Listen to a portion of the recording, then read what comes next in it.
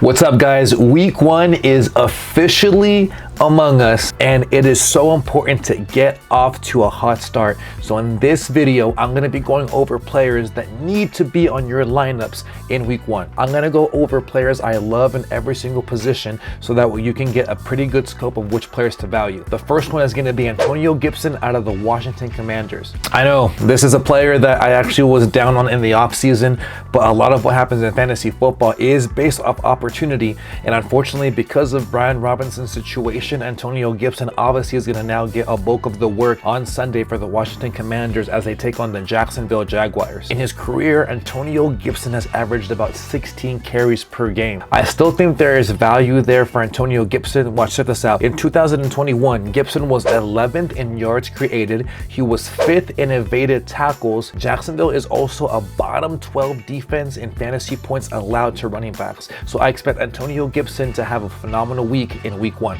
The next player I'm going to be going over is going to be running back Elijah Mitchell out of the San Francisco 49ers. Elijah Mitchell is actually a running back I didn't mention a lot in the offseason, only because I wasn't a big fan of that running back room to begin with. Elijah Mitchell is more of a byproduct of the matchup that he's going to be in. Chicago was a middle of the pack defense when it came to allowing fantasy points to the running backs in 2021, and Chicago has now shifted to a 4-3 defense, and this is why this is important. One of the weakest sides of that defense actually comes from the edge, and this is actually an area that Elijah Mitchell exploited last season. Watch, check out this stat I was able to find. Mitchell had 17 carries of 10 plus yards outside the tackles in 2021. The next running back you're going to actually target on is going to be Josh Jacobs from the Las Vegas Raiders. The Chargers in 2021 gave up the 6th most points to running backs last season, and when we look at the career stats that Josh Jacobs has put up against the Chargers, it's pretty impressive. Josh Jacobs has had double-digit carries in every single matchup versus the Chargers. In those 5 games, Jacobs has had 3 20-plus fantasy point outings versus the Chargers, averaging 23.4 fantasy points per game in those matchups. So now that we got the running back secure, we're now going to shift over to wide receivers that I love, and the first one you need to have, and that's Christian Kirk out of the Jacksonville Jaguars. Kirk, who lines up in the slot, is going to be facing cornerback Benjamin St. Just, who gives a very poor rating of 0.46 fantasy points per pass route. In 2021, Washington gave up the 5th most points to opposing wide receivers on a points per game basis, and they also allowed the most passing touchdowns. Kirk was very heavily involved in the slot in Arizona, is now going to be the #1 wide receiver for Lawrence, and in 2021, Christian Kirk was actually 13th in slot snaps. So you couple the fact that Trevor Lawrence loves to target the slot, and now he has a better wide receiver in that area, it's going to be a really good outing for Christian Kirk with the matchup versus the Washington Commanders. Now that we have one wide receiver down, we're going to shift over to now Juju Smith-Schuster from the Kansas City Chiefs. With Tyreek Hill now gone, we're now wondering which wide receiver is now going to take the reins of Tyreek Hill, and I believe with the matchup that Juju Smith-Schuster has versus the Arizona Cardinals, I think this is a very advantageous one that you need to take advantage of. Juju Smith-Schuster is going up a secondary that gave up the 4th most fantasy points in 2021 to wide receivers, and it's more than likely that Juju Smith-Schuster will face cornerback Byron Murphy, and the reason why this is important is that Byron Murphy covers the slot, and in 2021 he actually was targeted 21% of the time out of his 417 coverage snaps. Juju Smith-Schuster only played 5 games in 2021, but in 2020 he was actually #1 in slot snaps and routes run. He also was 5th in true catch rate, along with 12th with target accuracy. And the cherry on top is that in 2021, the slot area was the 2nd highest targeted area for Patrick Mahomes, with the whopping 26% of his 2010 targets. And we're gonna go with a Philadelphia Eagle with this next one, and this is gonna be A.J. Brown. I know we all love watching Hard Knocks, but I'm still not a believer in this defense. Detroit actually was 16th in points allowed to opposing wide receivers, and it's more than likely that cornerback Jeff Udoka will actually shadow A.J. Brown. And the reason why this is important is that he gave up last year a league worst fantasy points per route from a snap and coverage standpoint. And I expect Jalen Hurts to hyper target A.J. Brown, especially in their debut. And with this weak secondary, I expect A.J. Brown to have a huge game in week 1. Now we're getting ready for the Monday Night Football matchup. And players that I love in this one are going to be the wide receivers for the Denver Broncos. And the main thing is going to be, of course, the matchup that they have versus the Seattle Seahawks. There's a lot of meaning behind this game,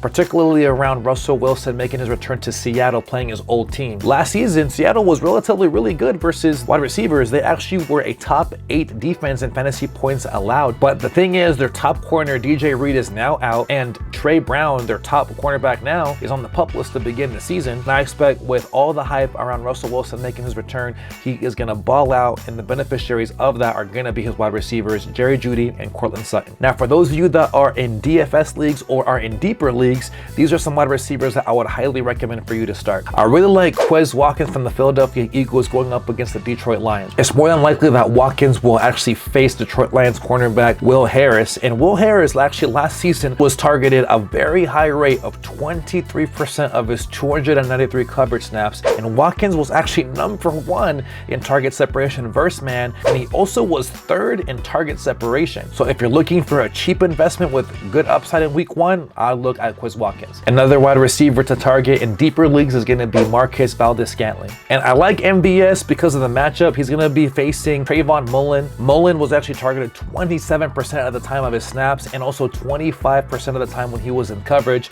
And MVS was 5th in yards per reception, and he was number 1 in average target distance. And I believe that with this brand new offense, they're going to do so many good things to exploit this very, very weak secondary in Arizona, and MVS should be one of the benefactors in week 1. Another player that I like in deeper leagues, or even if you're playing DFS, is going to be KJ Hamler out of the Denver Broncos. That Seattle Seahawks secondary has been depleted. There's a lot of missing pieces there, and I believe that Russell Wilson is going to maximize on that. And KJ Hamler, who missed most of the season unfortunately last year, put up some pretty impressive numbers in his first year in 2020. Hamler in 2020 actually was very impressive. He was 10th in target separation, and now he has a far more accurate quarterback with Russell Wilson, and all of this actually bodes well for a huge and I believe an advantageous matchup in week 1. All right, cool. So now we're going to transition over to the quarterbacks, and I really love, and this is no surprise, Russell Wilson out of the Denver Broncos in week 1. According to ESPN, the Seattle Seahawks are the defense to exploit by being ranked 32nd